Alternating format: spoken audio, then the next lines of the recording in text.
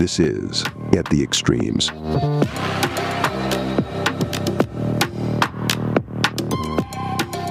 Beloveds, welcome back to At the Extremes, the podcast where we discuss the extremes in our society and how we got here. As always, we are your hosts. I'm Greg. And I'm Serge. And today we're going to be chatting about the week that was. But before we get into all of that, Sergio, why don't you hit me with a silver lining, bud? So my silver lining first started off as kind of a diarrhea stain on the sheets. What? Yeah. So yesterday was my school's prom. And so they had their prom out in undisclosed location in Baltimore County.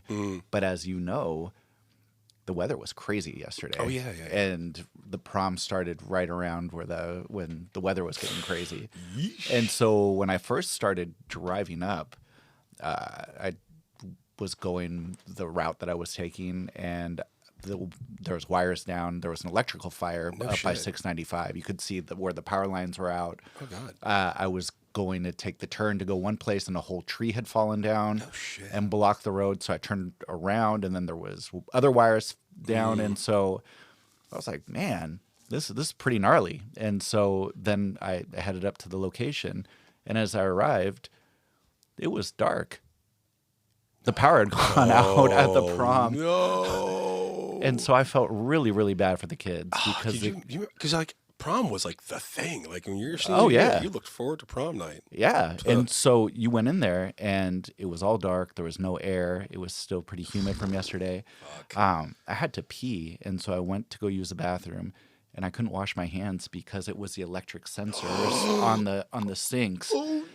And so I was just having all these really kind of negative thoughts about, oh, man, this is the worst prom ever, man. I feel so bad for these kids. But as the kids started to trickle in and come in, I mean, a lot of them showed up really, really late just because I didn't stay the whole time. I only stayed for 40 minutes just to see a few of the students I work with. They look so nice. It was just really neat to see. There's a couple kids I didn't even recognize because they cleaned up so nice. They just mostly joggers and hoodies, and they were just decked out, and it was really neat. And I had this one kid that I don't work with him personally, but he's on the spectrum, nonverbal. But he's a really funny kid because during lunchtime, whenever I do lunchtime duties, it just means watching so that nobody's getting into a fight. He will look at you and intentionally burp as loud as possible. Okay. And just continue to burp until you like acknowledge it and you tell him to stop. And then when you tell him to stop, he does like this really aghast face, like, and so attention-seeking behavior. Kind of super attention-seeking. Yeah. It's like a 4 or 5-year-old doing something really naughty. And when you catch them, you get that kind of reaction. So sure. He showed up, and he was in a whole suit with. Oh, that's so cool. With his brother, caretaker. He stayed for a little bit, but just seeing him there, just all decked out, and just seeing all the kids, and there's some disappointment, and they were eventually able to get the music playing. That's awesome. But the DJ quit. I heard an hour early because. There, and no fault of his own, but I guess there were surges going on, so they trying to restart the power, and so he wasn't going to try to ruin all his equipment and stuff like that. You can't risk that. Yeah. So it started off kind of rough and not knowing, but when the kids started showing up and looking just awesome, it was really That's cool. so cool, man. That's really cool. It was a neat experience. Hats off to the kids for sticking with it. Mm-hmm. Unfortunately, your DJ was a piece of shit. Piece of shit. Well, that's great, man. That's really good. I love to hear that. Young people being able to experience a prom is always a good thing. What did you do for prom? Did you? We rented a Lincoln Navigator stretch limo. Yeah, and big time. We tried to smoke weed in the back, and then the driver stopped and screamed at us. Oh shit! Yeah. Well, yeah. And then we stopped, but we didn't get kicked out. Well, I didn't do any of that. No, I was for my prom. Well, which one? Because I went to 3. Hello. Damn. All right, Poppy. Went to one. Well, either way, long story short, my girlfriend drove because I couldn't drive, and that was it. You're what, middle school? No, I just didn't. I had no real interest in driving. I was just like, yeah, just drive me. Until I was told that I had to get a license at some point in time. Yeah, because your parents probably were tired of driving you to different practices and stuff like that. Yeah, and I was tired of walking, and also having my girlfriend drive me at the time. So I was like, I probably should get a car or at least a license. Yeah. First step. Yeah, big first step. For me this week, man alive, struggling. It's been a hard week. It's been a tough week for me. Yeah. Dog had another seizure, so oh man, I'm sorry to hear it's been a that. tough one. But no, I guess maybe silver lining is that he's actually doing okay. So he's, all things considered, he's doing well. He looked great when I came in. Yeah. He was happy and running around. So he's doing really well. Vet is working with us to get him some heart medication and keep him on that. And apparently that's supposed to help with that somehow. So we'll see. But other than that, yeah, I mean, that rattled me. I won't lie. I think that's like 2 out of 3 weeks that's happened. Yeah. So it's like, the time is coming faster than I think I'm ready for. But You're never gonna be ready for it. No. It's just one of the unfortunate things that happen. Is that I've had to put down I was gonna say, some pets before, and it's just it sucks. Yeah, you can never be prepared. Nope. Yeah, we Well, we can. I'll tell you a story off air about my family dog growing up. But yeah. So you told it on one of these. Did I? Yeah. Oh, okay. Well, there we go. Never mind. Fuck me then, eh? Well, let's take a quick break. When we come back, we'll cover the douche canoe of the week and the administration's war on soldiers and their families. Yeehaw.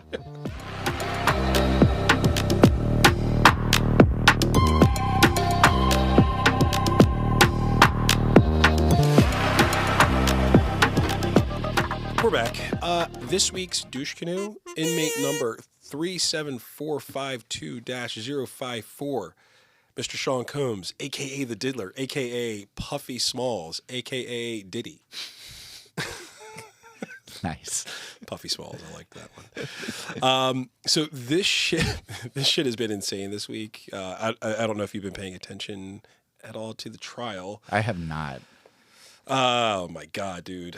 We're going to cover a little bit about what happened this week. So Diddy was arrested. I have written down Daddy, not Diddy. Daddy was arrested. Daddy was arrested.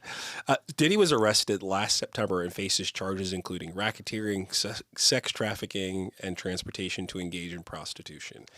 He could be sentenced to life if he's convicted guilty.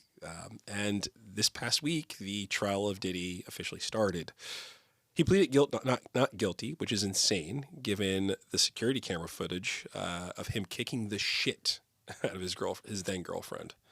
And just for trigger warning for people, it's a video of domestic violence, and just be aware. Yeah, I mean, like we're just playing a little bit of the clip here, but like they even say that in this news footage here too. Disturbing new video appears to support some of the accusations of abuse against music mogul Sean Diddy Combs. We want to warn you that this video you're about to see is extremely graphic. The surveillance footage that was captured inside of a Los Angeles hotel in 2016 allegedly shows Combs assaulting then-girlfriend Cassie Ventura in a hallway. A now settled lawsuit filed by Ventura claimed that she was trying to leave the hotel after a drunken Combs punched her. The video appears to show Combs chasing her down the hall, throwing her to the ground, and then repeatedly kicking her. So far, there's been no comment from Combs or his attorney. That's one of the more shocking videos I've seen. Well, that or Ray Rice. Yeah. I mean, it's hard to do. It's like not something you want to compare. I was gonna say it's like, which one was a better domestic violence video? That's not what we're doing. Let's here. take a poll. Who had the better domestic violence video? No, that's not what we're doing here. But yeah, so like he's kicking the shit out of his then longtime girlfriend.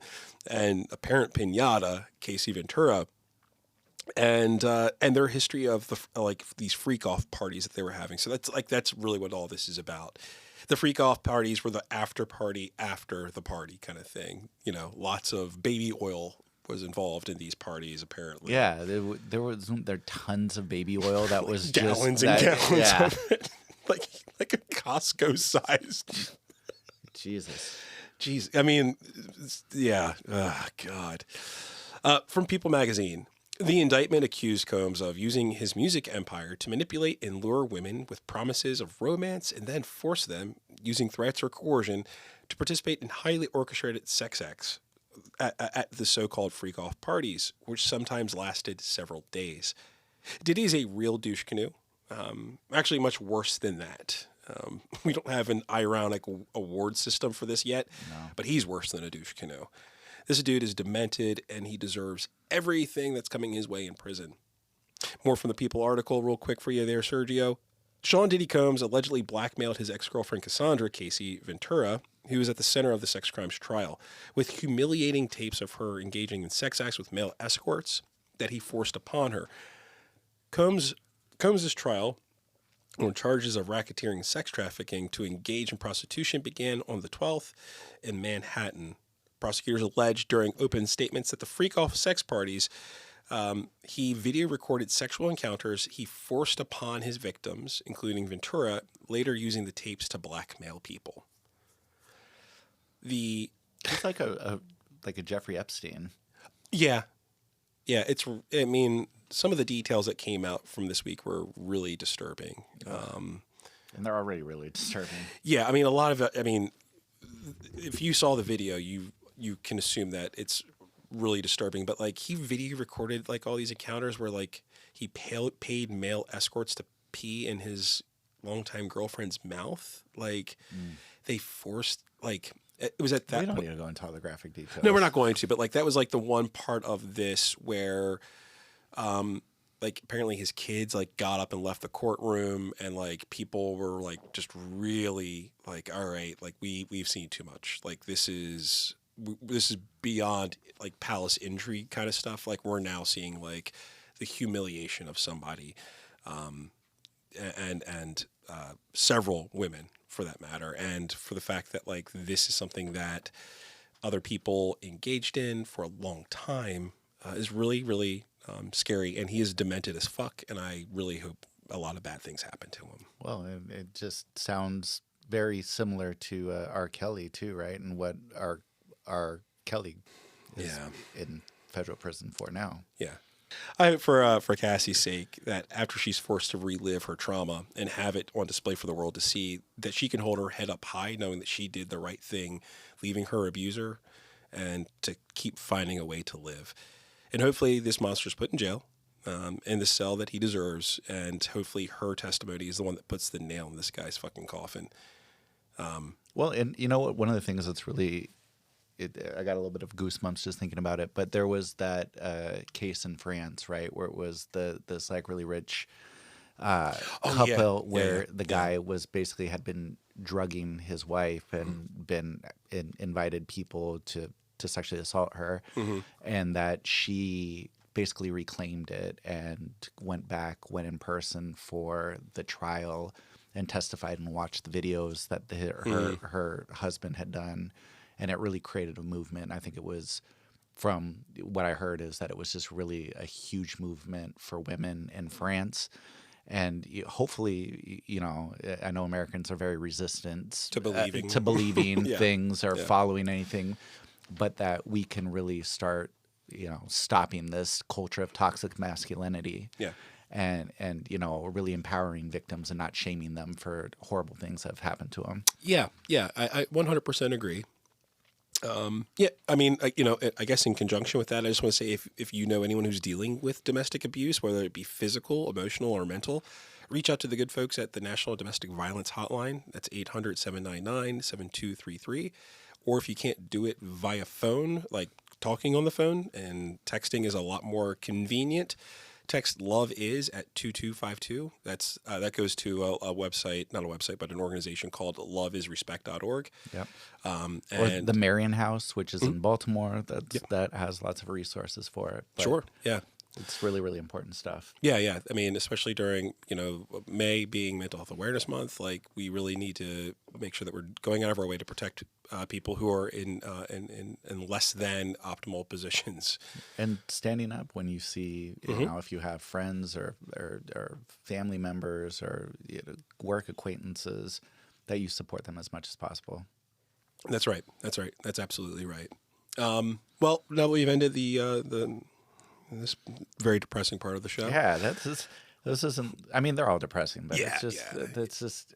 It's just what a piece of shit, man. Well, He's and such a pile of garbage. And the thing too that I guess that is when he had his whole vote or die campaign trying to get people to vote, and again, you had a guy that worked really hard. He was a billionaire, right? Yeah. At some point with all the stuff that he had been Bad doing boy, and working, all that shit. Yeah. Yeah, and but to just kind of find out about how people really are, and just when you have that much power and money that you just can't get enough, and you treat people like that, and to me that's mind blowing.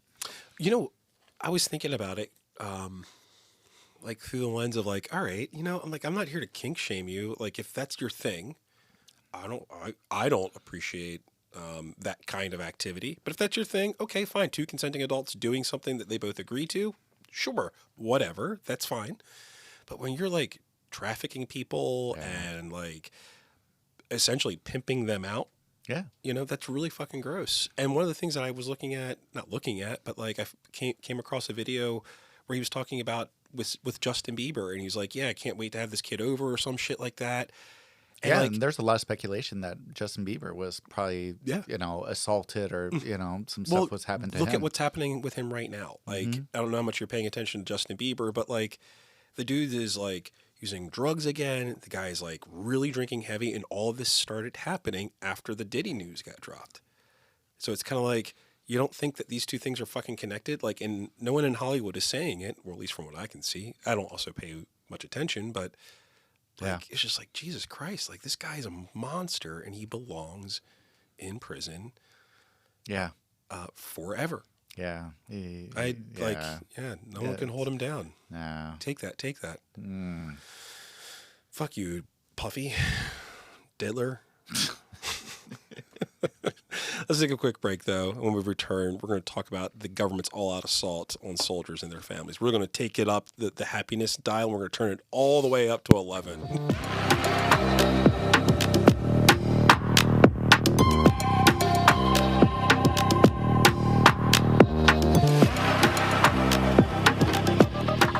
You're back. So the VA, also known as the Department of Veterans Affairs, is, quote, responsible for administering benefit programs for veterans, their families, and their survivors. And you know what?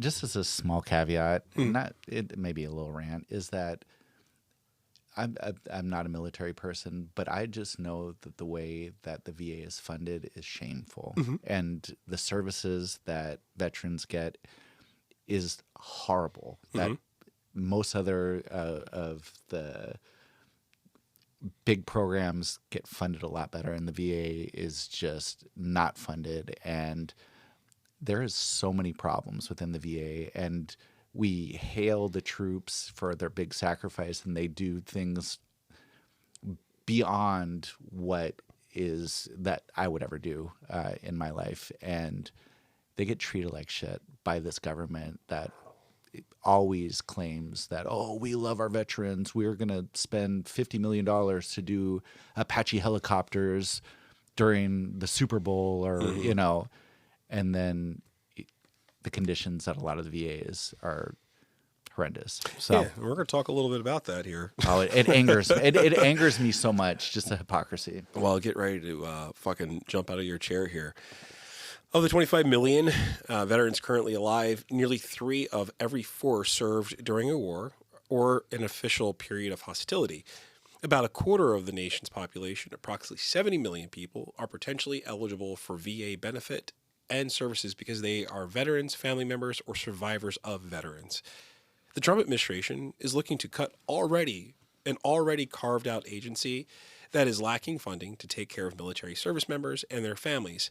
But now they're trying to cut it by another 15% in terms of personnel, or that equates to being 80,000 jobs, which will put rural service members and elderly service members at an even higher risk of not being able to get the services they fucking fought for. To your point, it's an already carved out agency, an agency that struggles for funding, an agency that struggles for new and improved hospitals, clinics, all that.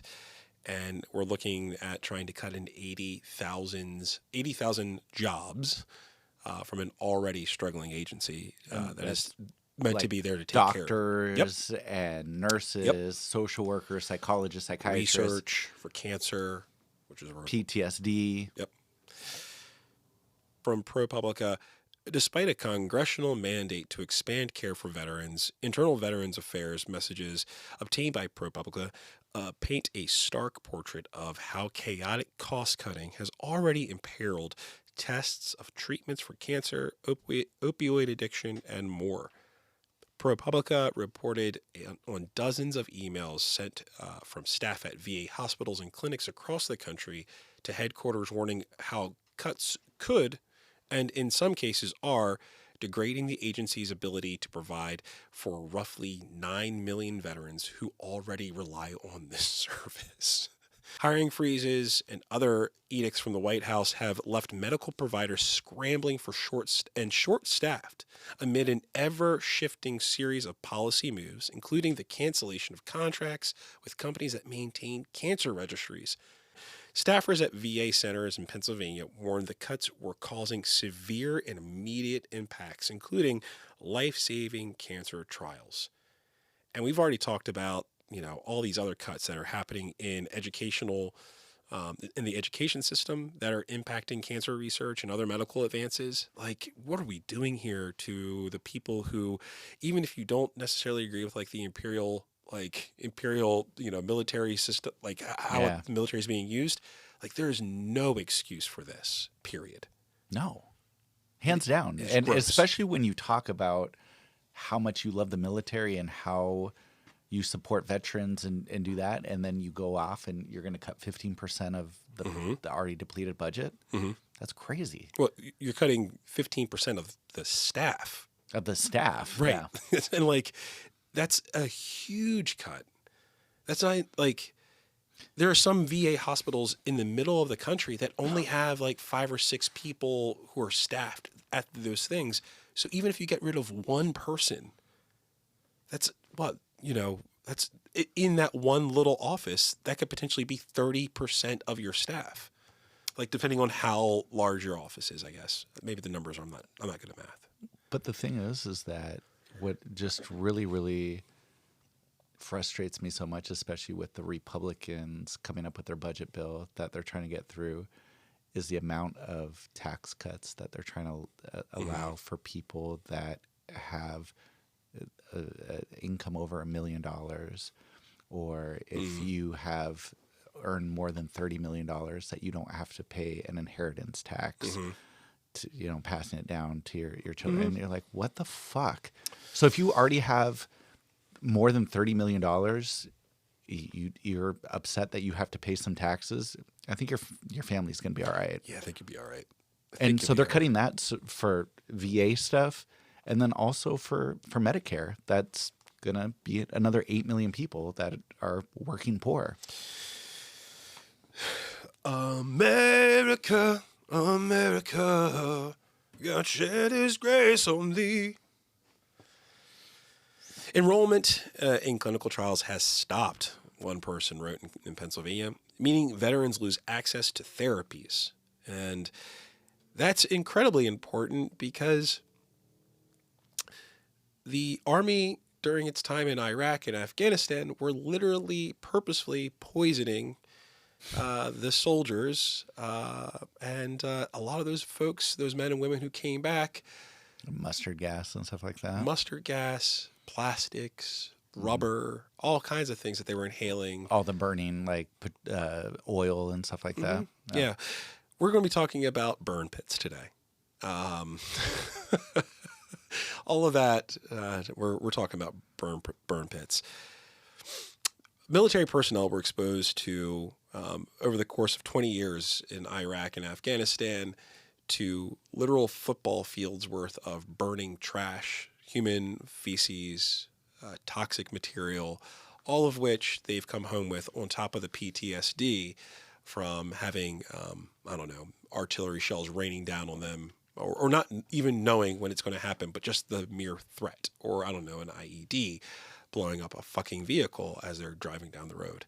Again, we can disagree about why they're there and the purpose that they serve while they're there, but the last thing that any of these men and women who were fighting in a war that they didn't ask to be a part of is to be treated with fucking respect.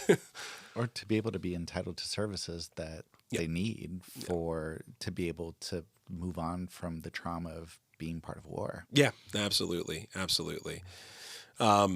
I'm going to show you a real quick video here. Burn pits are massive waste combustion facilities that were used on our military bases frequently in the global war on terror. These burn pit areas on the military base were used to burn many different sources of trash, including toxic waste, which contaminated the air. They were large, they were visibly dirty. Most veterans are aware if they've been exposed to burn pits.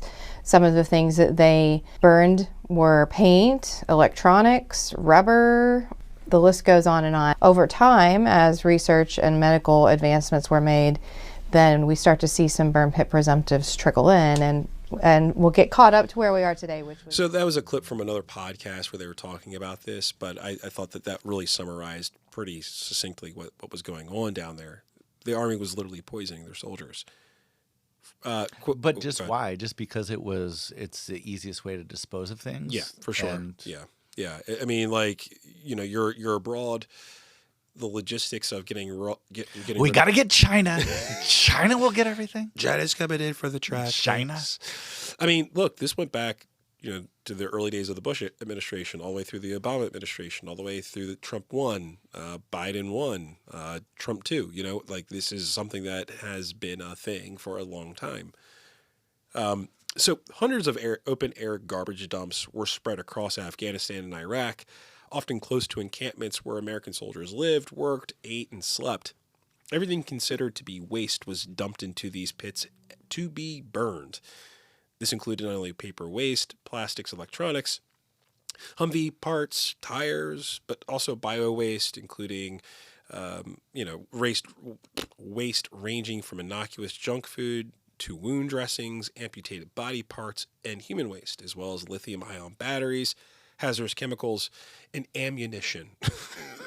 So the question is, if you're out in the middle of a desert, and granted, we have dump sites and stuff like that, and I know the desert has its own biosphere and it has the life around it. Mm-hmm. Why wouldn't you just dig a big pit and then bury it? I don't know. Why burn it? He just scratched his eyebrow looking at me like I'm a fucking idiot. No, I have no idea. I was trying to think of a reason, but I've got no clue. I mean, granted, but it's a desert, right? So yeah, I mean, it's not going to seep into a water system or an oil or whatever. Yeah, I guess why wouldn't you just dig a hole and just cover it? Hey, maybe we can make billions of dollars. That's our golden ticket. Dig a hole. How'd you get rich? We dug a hole. We dug a hole. Oh, Jesus Christ. That's awesome. To provide a perspective on the volume of material burned, more than 864,000 bottles of water were consumed each month at one forward operating base in Iraq in the early 2000s, with that number doubling during the hotter months. These and other items were discarded and soaked in JP-8 jet fuel and set on fire. So imagine, your family's had a cookout and you guys are like, hey, I'm done with this bottle of water. Let's throw some lighter fluid on it and just light it on fire in this pit next to us and eat right next to it. like, Season it. It's like the cherry wood seasoning from pellets. Yeah. We're gonna smoke our lungs with this fucking fire, plastic burning in it. Oh, carcinogens. Ugh. The pits burned, or more accurately, smoldered day and night, 7 days a week. Based on the amount of waste generated, the size of the pits ranged from small pits, like you would dig in your backyard, created by patrol units, to huge pits on industrial-sized facilities that covered more than 10 acres. That's one base, Joint Base Balad in Iraq, burned more than 200 tons of trash every single day. Depending on the prevailing winds, the smoke... 200 tons? 200 tons, dog. A day. A ton is 2,000 pounds. A day. Could you imagine? A day. That's crazy. And depending on the winds, that smoke and ash often settled across housing areas where soldiers lived. One soldier described the smoke as quote, thick like San Francisco fog. The color of the smoke changed depending on what was burning that day, but it was mostly black. So, like, you've done this, and we've all done this at some point in time in our lives. You know, you're out camping or whatever. I used to burn milk crates all the time. There you go. Yeah. And if you, was great. Had like a little bit of plastic in there, like you'd see like the little pop of green or something like that. You're like, oh, that's pretty cool looking. Yeah. Not knowing that, probably shouldn't have done that. Like, but could you imagine you're watching a 10 acres worth of trash burn, and all of a sudden you see this like billow of like green, blue. You're like, oh, that's not natural. What's going on here? Oh, it must be those amputated legs that are there that were covered in jet fuel. That's insane. Insane. Like, insane is... And that's something that while we're talking about this right now, is that as somebody that's not tied into the military, I would never think of, oh, yeah, they're just burning all their trash. They don't have... No, they don't have waste management or recycling coming through in the middle of the desert. Yeah. And, yeah, you're just watching that happen. And, dude. Imagine, like, also, like, depending, like, I was in this one article I was reading about it, like, depending on how close those bases were to local populations, communities, those people also got affected. Yeah. Right? So, like, it may not have been as concentrated as it was on these army bases, but, like, if you're still getting the residuals. Yeah. Exactly. Yeah. Well, I mean, and that happened in Baltimore, right, with the trash incinerator that's down in South Baltimore, where that impacts, historically black neighborhoods that have the highest rates of cancer in all of Maryland because they're right next to this huge stack that's burning shit that shouldn't be burned. Yeah, yeah, and where you can't burn it in outside of Loyola.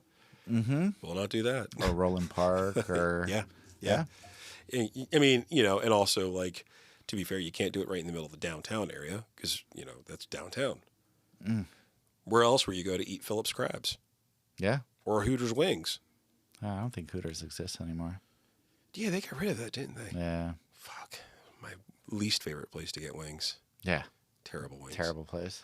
Anyway, much of the waste in these pits was toxic, and when burned, it released plumes of pollutants that included particulate matter, volatile organic compounds, hydrocarbons, and neurotoxins. Neurotoxins, that's code for poison, right? Things that will kill your body. Yeah. Jet fuel that was used to ignite fires released benzene, a known carcinogen. Hazardous levels of copper, iron, titanium. So just for anything that's burnt and you inhale is a carcinogen. So if you're smoking a cigarette, you're inhaling things that will give you cancer. So if you're burning, or if you're inhaling lithium ion batteries, you're inhaling jet fuel, you're inhaling plastic.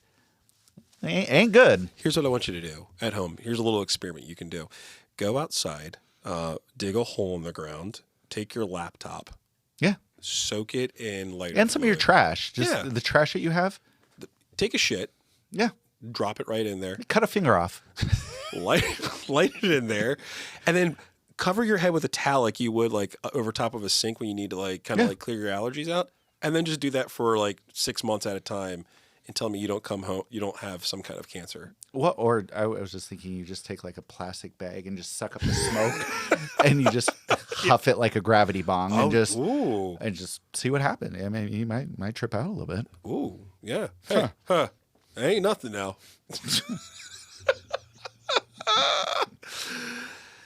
But that brings us to Trump.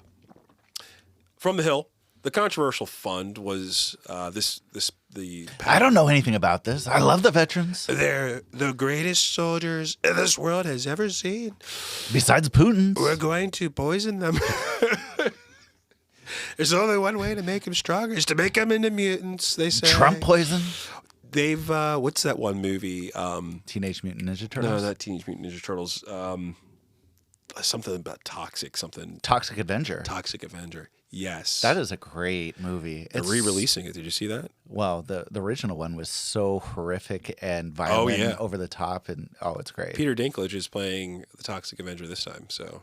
Really? Oh, yeah. Yeah, they're so he goes from like a little person into a big hell yeah. Dude, it's going to be awesome. Yes, it is.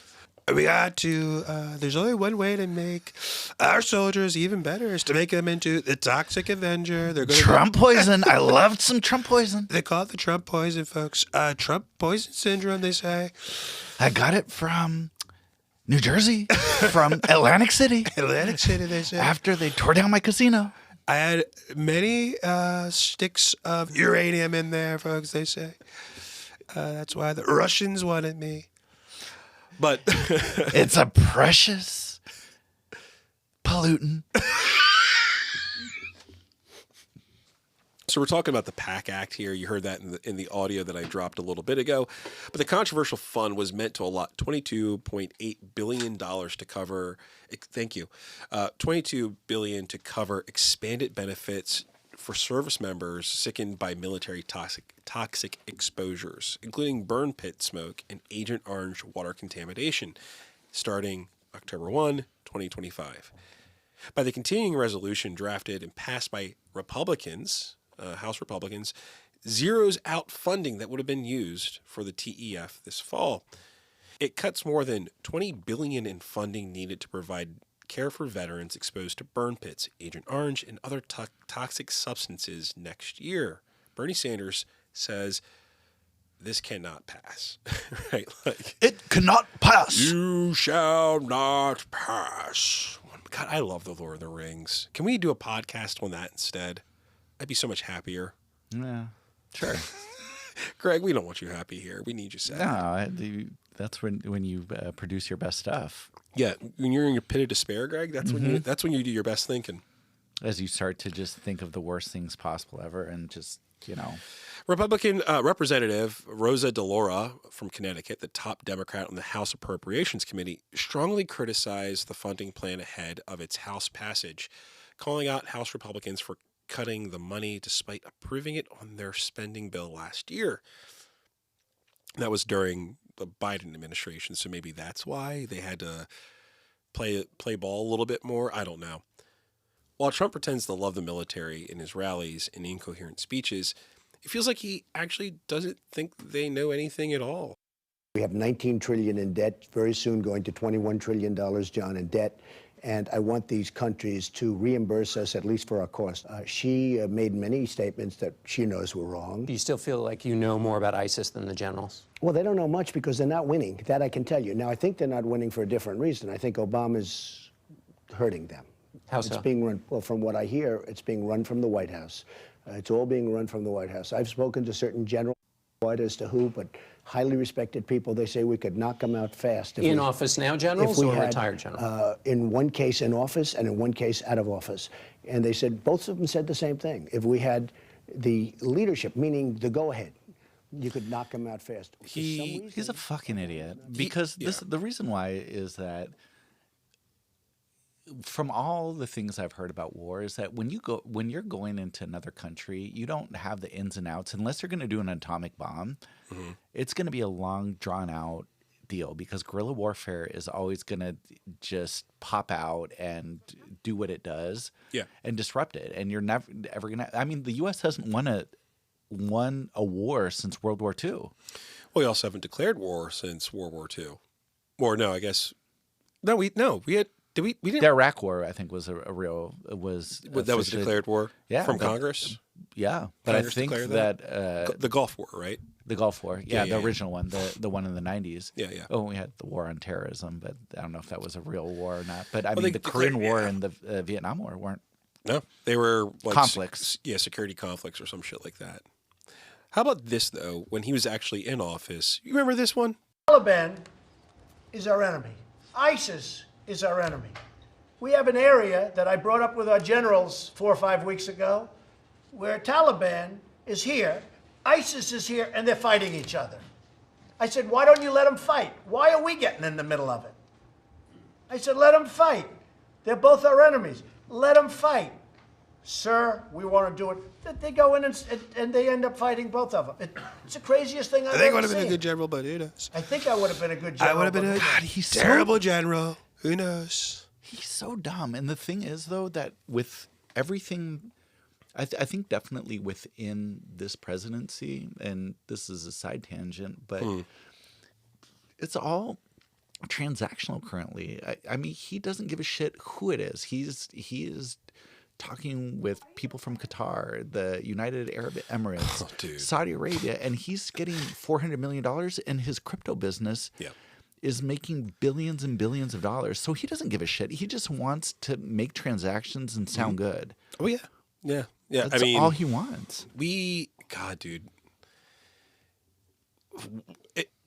Listeners, if you want to hear a daily episode from us about just the nonsense that's happening, go ahead and donate a cup of coffee. If you can find a way to do that through a website. Actually, no, I'd rather have a beer. Yeah, donate a beer. Donate us beer money, and we'll do this full time. Yeah, we want to quit our job and just talk to each other and talk to you guys. Yeah, honestly, folks, it would be my dream. Yeah. Anyway, but We are miserable. Save us from our miserable existences. we know that the economy is about to take a shit, but why don't you go ahead and donate $100 a month? Yeah. Because we're going to need that. Yeah. We're going to need that more than you do. We assure you. But no, I agree with you. I think like when you think about it through what you were just saying, yeah, it is only about self-enrichment. That's all it is. I mean, that's what his presidency is. It's not about, his Dog, he wants to be a strong man.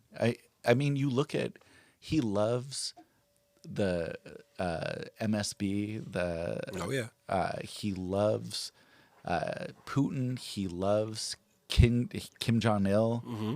Kim Jong-il, right? Un.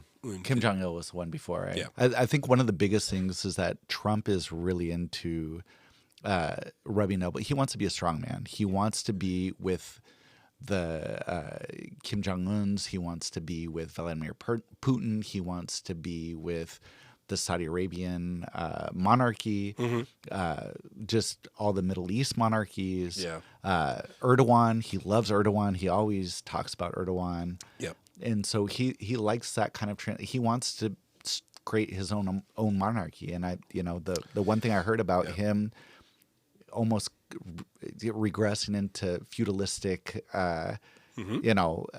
world is where he controls and his family controls all of the Americas, Putin, Europe. Oh yeah, Xi Jinping with in the Asian region. Oh yeah, he wants it to be like this is at least like. Did you ever play the game of Risk growing up at all? Were you a Risk guy? I got into it later, and it is an awesome game. It just takes a long time. It takes forever. Yeah, and I'm not very good with strategy. I feel I'm like impulsive. That's kind. I'm impulsive. I'm going to take over the world.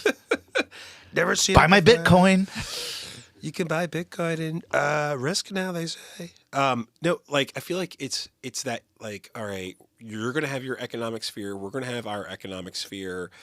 But yeah, to your point, like he loves the model of I mean, like one of the pieces I've been listening to here recently, well, not listening to, but reading a piece, and basically it was saying like, it's the Viktor Orban model, in Hungary, where it's like, all right, the facade of democracy is still there.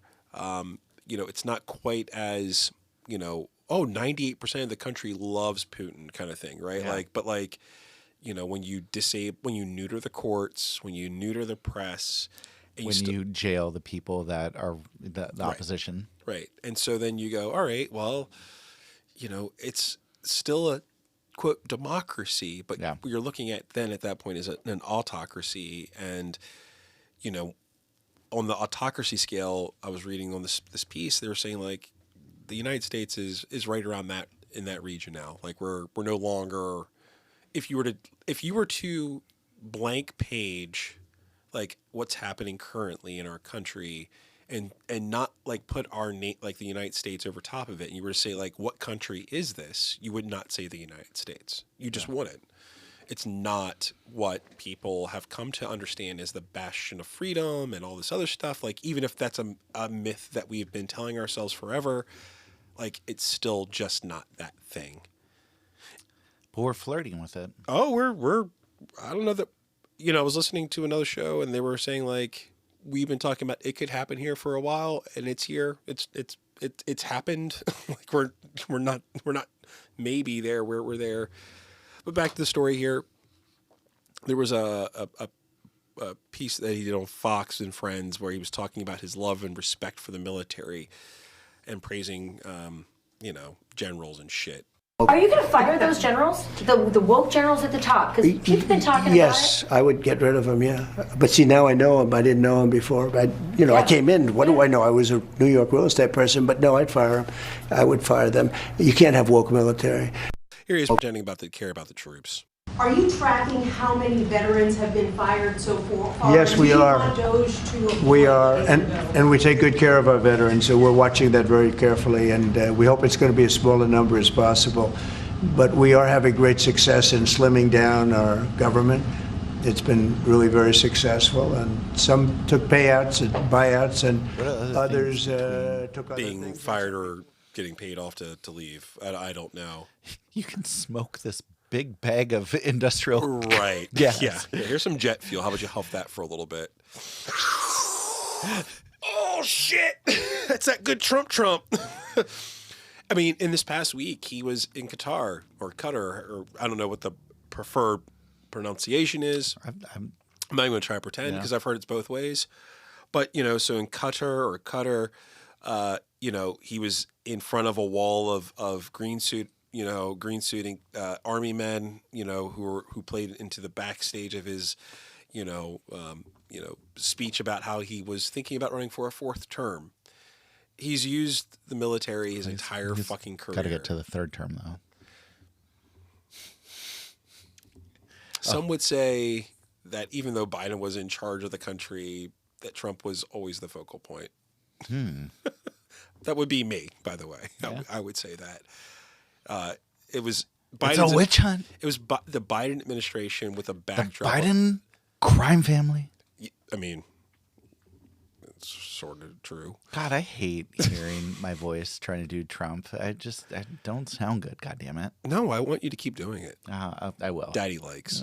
Well, Daddy's gonna get it. Yeah, go off, King. Okay. Hello. But, you know, of course you'll remember that he could not be drafted at one point in time because of the bone spur thing, right?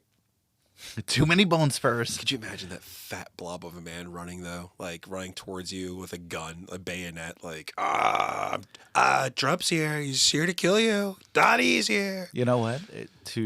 Not to be contrarian, but I saw some videos of him as a younger man, and actually he kind of looked like kind of an athlete. Did he? Yeah. Okay. It was with the UFL when he owned that, and he was throwing a football. And oh, really?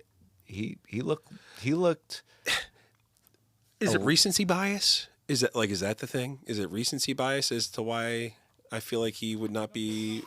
So from when I watched John from Dynamic Heating and Cooling throw a ball, not an athlete, like just can't throw a ball. No, or bowl. Are you kidding me? Yeah, Trump could throw a football. Really? Yeah, and actually I don't know if John can throw a football or not, but he can't bowl. Yeah. That's a loser. direct shot. That's a direct shot. Direct shot. Come That's a at me. direct- You know what? I'm going to put that out there. Come on the podcast. What now, bitch? Jesus Christ. Sergio's out here fucking calling out people and shit. But Sergio, the military community isn't completely aligned behind Trump. Here's the former general of the Army, Mark Milley, in 2023. Take an oath to a tribe. We don't take an oath to a religion. We don't take an oath to a king or a queen or to a tyrant or a dictator. And we don't take an oath to a wannabe dictator. We don't take an oath to an individual. We take an oath to the Constitution, and we take an oath to the idea that it's America, and we're willing to die to protect it.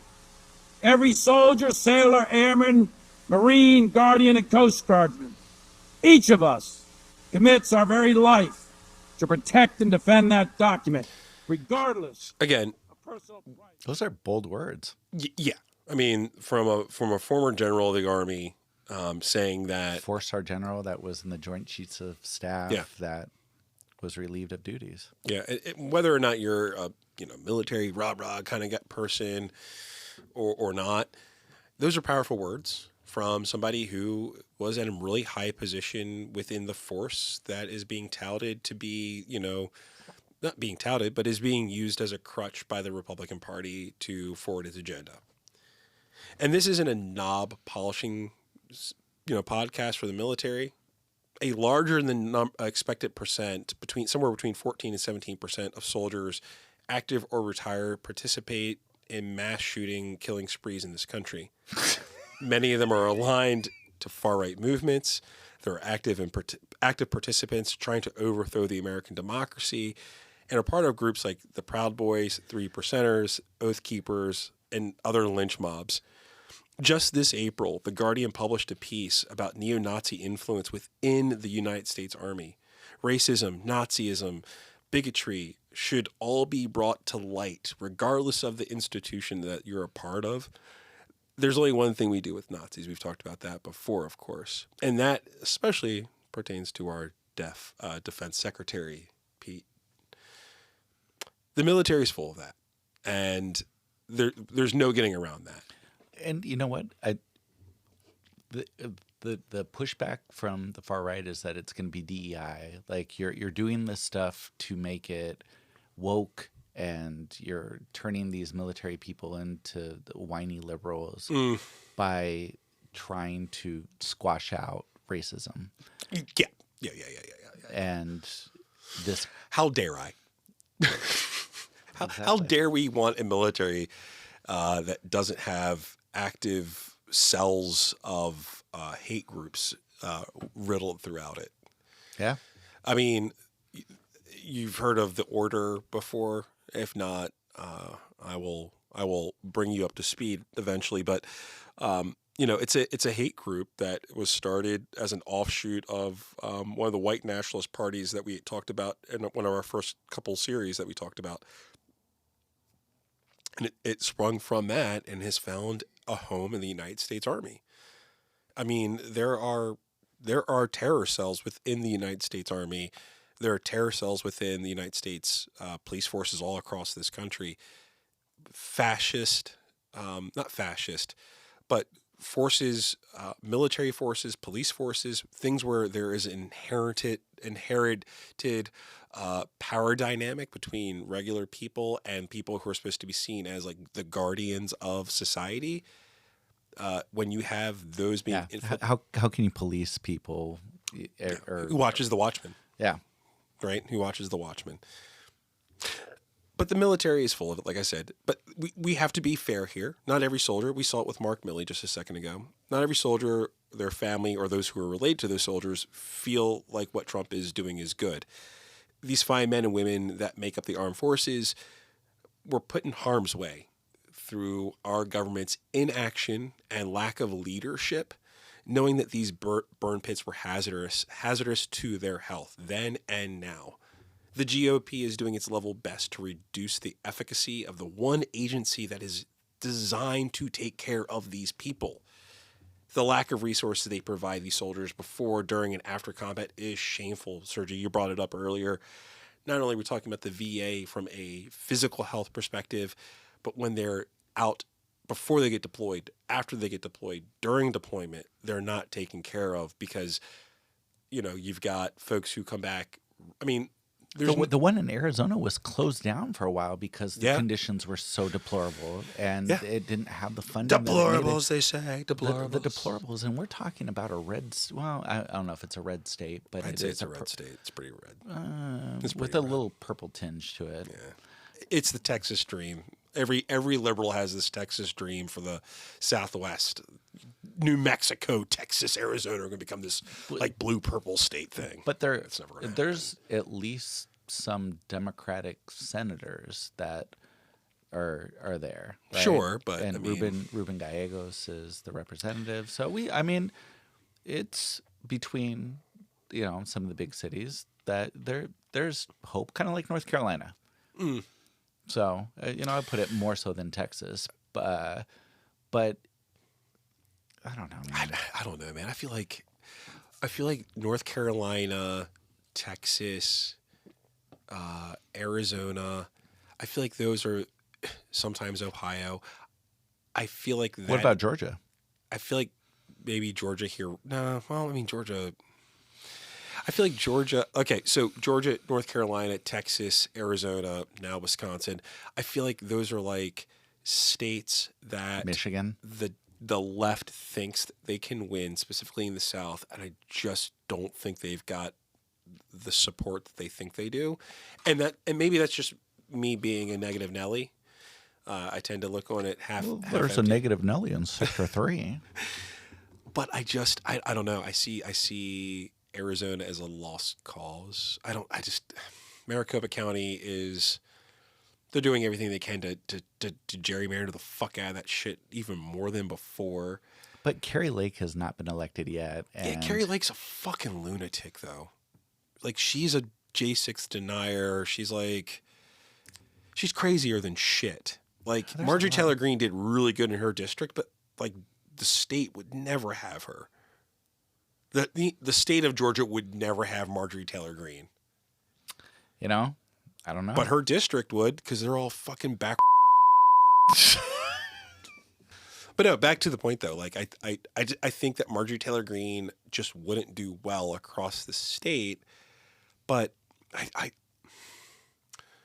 outside of Arizona and Maricopa County, yeah, I understand. Like that is like the hub. But outside of that, the Democrats have nothing. And you're not going to put enough work in Arizona because they're worried about re-securing the Rust Belt. But you don't need to worry too much about the rest because it's within those three cities that are Chandler, Scottsdale, and Phoenix that are all together that have 7 million people there. And Tucson is a college town. So and every place else, Sedonia, has what? Yeah, but I mean, like they're not doing there are still enough people, holdouts. Like it's a blue dot. It's a really big blue dot in a really red state. I guess my hope with the Southwest is that it's got, especially now when we're talking about this birthright citizenship stuff that's going on, and then you have the prevalence of so many Latino Americans that, I mean, the Democratic Party needs to really not take it for granted and really go out and try to figure out what are the issues and things that population wants. Mm-hmm. But, I think that there's some things that are coming out with this administration that hopefully will galvanize. Yeah. But the Democrats don't have a plan right now. What have you heard from them? I've heard nothing. I've got hope with... What is this hope attached to, though? Well, my hope is that we have people like Cory Booker, Chris Murphy, and AOC that are kind of becoming these big rallying points. Chris Van Hollen, even within Maryland, that is doing his thing to try to get Abrego Garcia back to the United States. And so I think as things, the only thing that's I guess that we can really think about is that it's only been 100 and some days within this presidency, and this has been the most chaotic 100 days probably since the last Trump presidency. I'd say probably since like Andrew Jackson. Yeah, Like, when they raided the White House and made the Cherokees or the Seminoles. The Cherokee, yeah. But he did the Seminoles before he came to DC. But you just think of the chaos that's going on right now, and it is, especially when we're talking about this budget bill that they're going to try to get passed. The big beautiful bill, they say. They call it the big beautiful bill for a reason, Sergio. But it's going to be really hard, I think, to be able to sell, especially when you talk about rural hospitals in red states, when they're barely staying afloat, and if you're going to cut, however many millions, billions of dollars from Medicaid or work to get your insurance when you're just drowning people with paperwork to qualify for it, that it's going to have some repercussions, some major repercussions. I guess maybe this is a larger meta question, one that I don't think I was prepared to think about during the show, but like, do you think that's going to sway enough people? I think when, and I've said this in a previous episode, I think when you start messing, maybe not even with people with Medicaid, even though it's going to be a large population, but it's going to be a population, again, in a lot of red states. It's not just urban cities and people of color that are getting Medicaid. There's a lot of people that are out in rural areas that receive those services. Then I'm also thinking about Social Security. When you're talking about making these big cuts to Social Security and having people that are waiting hours and hours in line to be able to talk to people and why their benefits are getting changed around, that's a population of people that fucking vote. Yeah. And if you piss them off, they're gonna vote. Let me ask you this question then. Ask me. This is like an interview. Let's do it. If you are the Democrats, how do you lock up a population that has reliably went red in every election, probably since the Kennedy election? I think you just take it back to going and not trying to get super complicated when it comes to the ins and outs of the lawyer speak of these policies and bills, but just say, like, when you elect these people, they're passing this bill that's going to take 8 million people off of Medicaid that need these services. And it's not, welfare moms, what they like to paint it. They just like, oh, these teenagers that are hanging out and playing video games and not working. I think a lot of statistics show that a lot of people are working 1 and 2 jobs, but those jobs don't pay a lot of money. And so they're getting this benefit of insurance through the state. And I think if you can convey that and then just tying it into, we're talking about these cuts for people that make over $1 million in their household, or if you make $30 million or $30 or $40 million, that you don't have to pay an inheritance tax. And so they're making the rich richer, and you have to be able to tie that message in to make it relatable. Right. But so then my question then is, and maybe I want to, the Nazis and the fascists said, look, giving your money to the state is only going to make for a stronger state. Like, the point is to make our state stronger. You want a strong Germany, don't you? You are willing to make a sacrifice, right? And we've already heard people on the right ad nauseum talk about how they're willing to die for Trump, or invade a Capitol building for Trump, or take a buy bullet, Bitcoin, and take it on a loss too, right? And these are people who are willing to, with no uncertain terms, do whatever they can to, appease the leader, appease their God figure, right? Do you really?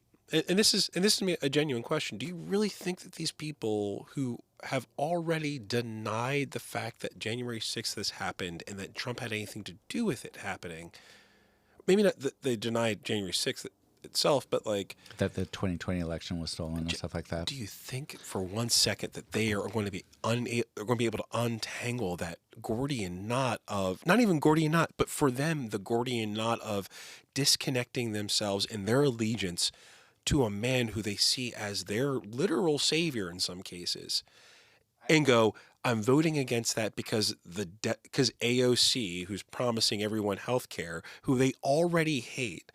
My question, I guess, isn't about Trump. It's, is the well so poisoned at this point that that population does not see the Democratic Party as an option? And if you are the Democrats and you want to appeal to them, you're actually just getting pulled to the right in order to sell that message. So I think it's a multi-layered response. So Agreed. I think that one of the things, I think that you're always going to have your diehards, right, that are going to be the live, pray, sleep, MAGA folks. And I think that's a smaller population. I think there's a population of evangelicals. I think there's a population of rich businessmen that are going to be like, well, Trump is going to, we're going to make a lot more money with him being able to do what he does. But I think at some point that he's going to alienate himself, because you even have Laura Loomer is the one that's going against, and she's a fucking psychopath, racist piece of shit who is screaming about this gift that he got from the airplane that he got from Qatar. And so you're going to have factions, and there's other people that were saying, oh, yeah, welcome to the swamp, Donald Trump. I think Shapiro said that. And so I think you're going to have your diehards that are going to start to faction off of it, because you have he is enriching himself currently, but he is not following through with this message of ethnic cleansing and trying to scare people and deport, brown people and black people from the United States. So I think that's the party is going to be a lot more factioned. And I think that, when you have people that unfortunately are going to get sick or get hurt at work and they're not going to have insurance, they're going to be like, well, I need to fucking survive. I need people that are going to put this in policy. And I think the other thing to even attach on top of that is that even with this new budget plan, there's still going to be a couple of $1 trillion of debt that they're going to cut. So they're not really cutting the fat. They're still going to get the debt ceiling higher than what it was, and yet they're going to give tax credits to the top 1% people. But anyway, back to our story, and let's finish this episode. So like the rest of us, the military is made up of multitudes, and hopefully, as the political temperature continues to rise in our country, the men and women in uniform who are here to safeguard the Constitution remember what General Mark Milley had to say, and stand up to this thug, wannabe king and dictator, and stand for the Constitution, and which they swore to uphold. And my grandfather, Master Sergeant in the Army, taught me to respect the flag.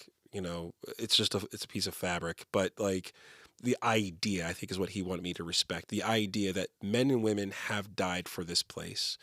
And even if you don't agree 100%, and I definitely don't, with what's going on and what they have fought for, those are still people. And they're made up of multitudes just like the rest of us. They are your neighbors, they are your friends, your family, and they deserve to be treated with fucking respect. They deserve to be given health care. They deserve to not have to fucking live next to a burn pit for 12 months and then come home and be homeless without a job, without any resources provided for them. And they deserve so much more because they are willing to give up their lives. Whether or not it's something that you and I would do or think is a smart play on their behalf, they're willing to do it. And if they're willing to do that, then this fucking country should be willing to do everything they fucking can to take care of those men and women. Period. That to me that is a failure of our state, of our government, and of specifically this government. Preach. Sergio, I want your final thoughts. I was just kind of reflecting to, I think of a lot of the kids that I work with that go to the military because the military provides a great opportunity for them that's not college, that they can learn the discipline. They don't have to take out a lot in debt when it comes to if they want to continue education, or if they have no plans. They get trained, they get room and board, they get fed. It's a great option for a lot of kids that don't have other options. But I am totally jumping on your back and piggybacking on it, that if you can't be a country where you praise the military and you want to have a military parade for your birthday party. And it's not that you want to have a military, you want to co-opt the military parade that was already scheduled to happen, and now you want to make it yours because you're such a selfish piece of shit. These men and women, I take great issue with this because my dad was a former airman, my grandfather is a former armyman, a master sergeant. All of his brothers were Navy officers, all of them. And for some piece of shit, who who's never served, too fucking chicken shit to fucking do it. Brothers-in-laws, fucking cousins, people who are directly tied to me. Again, this isn't a knob slob session, but have some fucking respect for these men and women who are willing to give up their lives so you can be, some chess player over here moving bodies around like they're just fucking useless. And it brings me so much anger. My grandmother still takes benefit from the country for what my grandfather did and what she did to support him. Yeah. It's disgusting. It is a fucking smack in the face. It's so grotesque. I'm sorry. I wanted your thoughts, but it makes me really angry, man. It really does. It fires me up. And it fires me up too. Not to the same kind of extent that it does for you, but again, you have people that are making the ultimate sacrifice that a majority of Americans aren't doing. And then you're going to continue to cut the services and resources for them. Like, people should be able to come back and not ever have to worry about anything really after serving, if they leave with an honorable discharge and stuff like that. Yeah. And I don't want to leave out my friends, by the way, who have honorably served. I have several friends of mine. I had one that died. Yeah, and the fact that their honor, that their memory is being tarnished by some piece of shit who's not willing to fucking go out of their way to make sure, like, that they're taken care of. An entire party. Yeah. An entire party of people. But also claims that they're the party of the military. Yeah. All right. Well, that's my therapy for the week. What about you? Good? I feel not as crappy. Like, I'm not gonna drive into oncoming traffic on the way home. But listeners, we want to thank you for listening and enjoying another episode of At the Extremes. Do subscribe and share. It goes a long way, of course. You can reach out to us on Blue Sky at the Extremes Pod. Check the show notes. And until next week, educate yourself, bro. Mr. Richard T. Burke started buying HMOs and putting federal grants to work. Now it's $50 million he made just last year.